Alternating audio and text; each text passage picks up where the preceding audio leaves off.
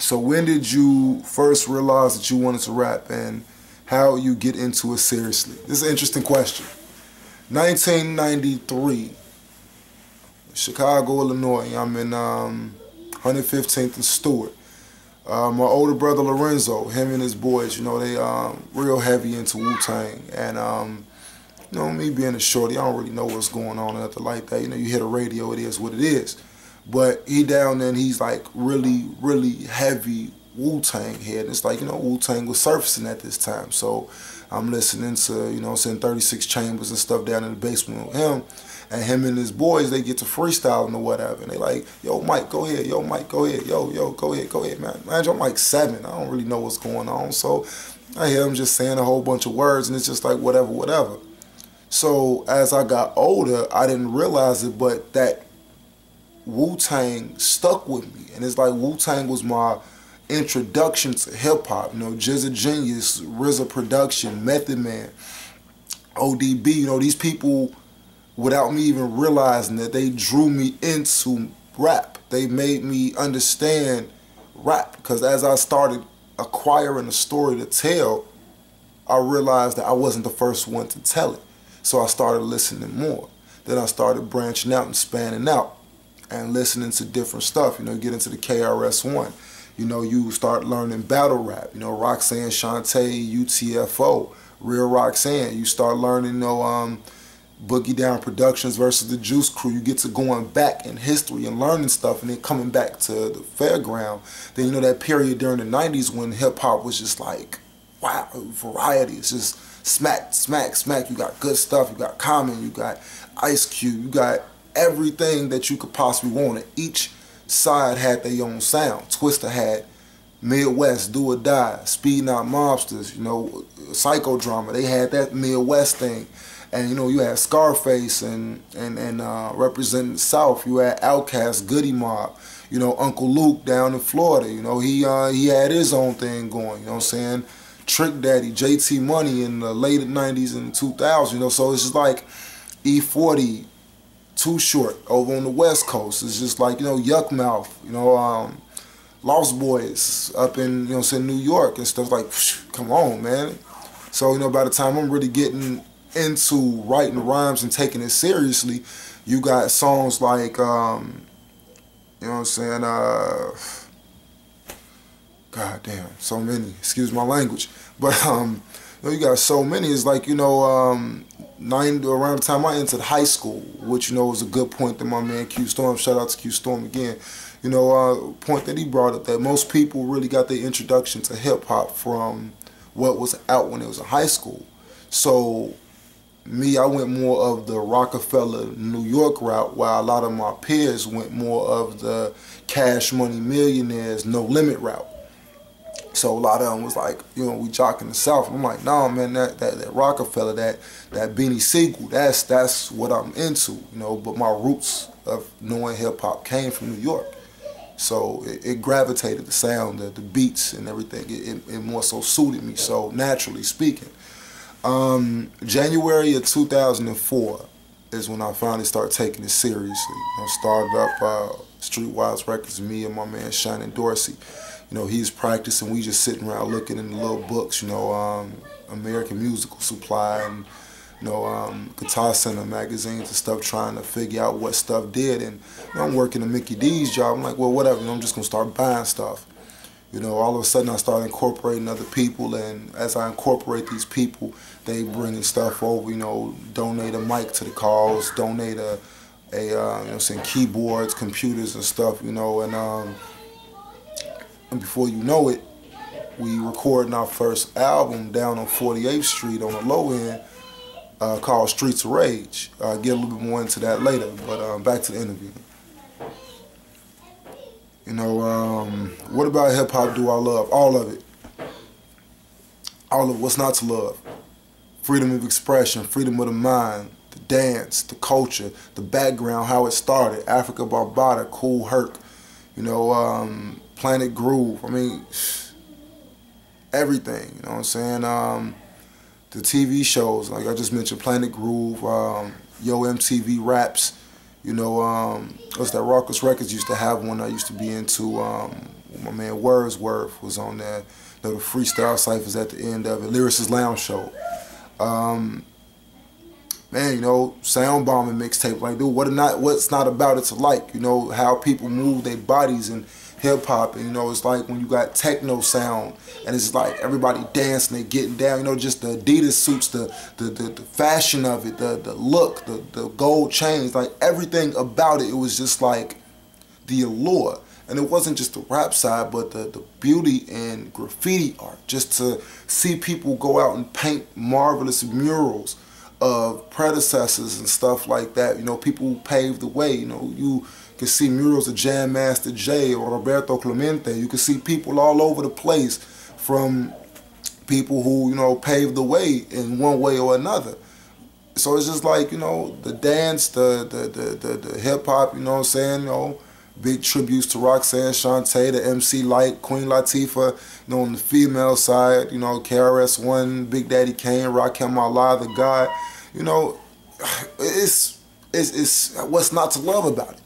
If you understand it and you know what it's about and you know what it did for us, if you know about Kool Herc throwing parties in the park because people couldn't afford to go to the club, so he out there in the Bronx spinning records out there in the park and everybody congregating, doing their thing. It's like, come on, it's like that was love, that was peace, that was everything, you know, because to somebody that was, you know, Negroes outside, you know, doing whatever. To other people, it's like, this is the slam. We got something that's ours now. So now we get into this hip hop, we get into this music. Busy B get out there, you know what I'm saying, start rhyming and stuff like that. And all snap, you know, Grandmaster Flash, he get out there, you know, scratching on the turntables. And you got, well, not Grandmaster Flash, let me get my stuff together. Look, look, man, what I'm saying is that you got a lot of it. There's so much to know, so much to learn about it. So you can't help but love it if you really know it and understand it. It's a cultural movement that is way bigger than just 1975. You know, it's just like first record labels, you know, Sugar Hill Gang, you know, what they did, you know what I'm saying? How Kool Moe Dee was the pioneer switching up that flow, and Rakim stopped everybody from yelling on the mic, and how he brought Islam into hip hop and started expressing whatever. What's not to love about it is the question I ask you. I can't answer that. So, next question. Who inspires, what projects do you have going on? Replacement Killers just dropped December 28th, 2012. You know, my going out the year mixtape. You know, moved close to 1,200 units first week out. Yeah, of course I ain't doing no Rick Ross numbers and stuff like that, but that's to be determined. So 1,200 units, close to 1,200 units. You know, it did pretty good. You know, I'm proud of myself for that. You know, promotion and everything else. You know, a lot of people barked on me and they took time to listen to it, and I'm still pushing that out the way. So right now it's available on datpiff.com, and it's also available on tweetmysong.com. I can get you links to that. You know, also, you know, the host is Mother Hip Hop on Cradle has actually got links to all of my work, so we'll go ahead and get you to that soon if you're interested in checking it out. You know, but the big thing that I have is Working Class Hero. You know, this is going to be available for digital distribution through iTunes, Amazon, Google Play, eMusic, so forth. The title speaks for itself. Shout out to John Lennon, you know, original author of the Working Class Hero. But, you know, it's explaining the way that I see life. And it's like, it's explaining the perspective from the man who, the 9-to-5 dude. You know, I'm the dude who get up, I go to work, I come home, I bring the check here, I pay the bills. You know, my wife love me, my wife respect me, my kid love me, my kid respect me. Because I get up and I do what it is that I feel like men are supposed to do. So I wanted to talk about that because I don't hear enough people talking about that, mainstream or independent. I don't hear enough people discussing about the importance of men, not just in hip hop, but in the house, in life, in the neighborhood.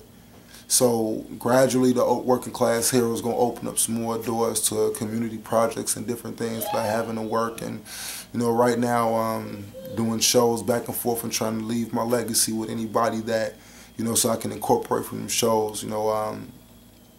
Shout out to Mal Fleet, I'm saying, Progress, and a couple other people that I, had the courtesy of meeting through that. So, yeah, man, it's out here. Working class hero is definitely going to be that deal. Yeah, Replacement Killers, working class hero. That's what's going on right now. So, who inspires and influences you most musically, the most personally? That's the same question. My wife. When you make decisions on who you gonna break your roots down with and who you gonna plant your seeds with and everything like that, you need to make sure, number one, you articulate your true intentions thoroughly. And number two, make sure that once you articulate those things, that the person that you are making these plans with completely understands the importance of what it is that you're doing. So, in the absence of that, then you have all these cross signals and stuff. And yeah, we still have our debates and stuff about that. But at the same token, she's fully understanding about it. Not only is she understanding about it, but she also, she plans my fashion for my shows, and she also designs clothes and stuff for me. Make sure that there's samples of that online as well. But she's very proactive. So personally and musically, she's right there with me. Now, as far as someone musically prior to me, it's a lot to name, but as far as history's sake, I have to say that Rakim would obviously be, he's the God. So no matter what you say, no matter what you do, you pay homage to the God. So, without a shadow of a doubt, he's an influence because he fathered most of what you hear in hip-hop today. The style, the flow, the calm demeanor. He fathered a lot of what it is that you see in hip-hop today. So, you pay tribute to the God. Bringing it down a couple notches, I have to say Common has been a big influence of mine. Or just also for him being a Chicago native, the way that he smacked Ice Cube up or whatever, I feel like he represented us real well. Not to mention how he went from being, the street dude to, getting his marbles straight and converting over to this hip hop and, not backsliding like a lot of people do and not, regretting what he did, but using that influence from who he used to be, converting it with these new roots that he learned once he got that religion behind him, that brotherhood behind him, and moving forward and taking it to another direction to show people from where we from that, you don't have to be one way. You can learn from this and you can move forward and live a progressive life. So him, just a genius. Just a genius. Wu-Tang head, just a genius. Wordplay, unexplainable. If you don't know who the Jizza Genius is, smack yourself. Oh God, I love the Jizza Genius, man. I can't say enough. Liquid Swords, Beneath the Surface. The stuff he did against, when he called 50 out. That paper plate joint that he called 50 Cent out on. I thought it was beautiful, marvelously written. His laid back demeanor, the lisp, everything. He's a genius behind the pen. Also, I mentioned his name a couple of times in this interview, Q Storm. That's Q-Storm, Free Minds Inc. I knew of hip hop when I first started, but incorporating him and coming into grasp with this guy helped me to really put it together. So it's like a lot of what I'm doing is not just because of the information that I got from him, but it's also because of the fire that was lit by his intensity to succeed at this hip hop. So, definitely somebody that you need to get into. I also post some links up on him real soon. But yeah, that's just a briefing of my musical influences. So, you know,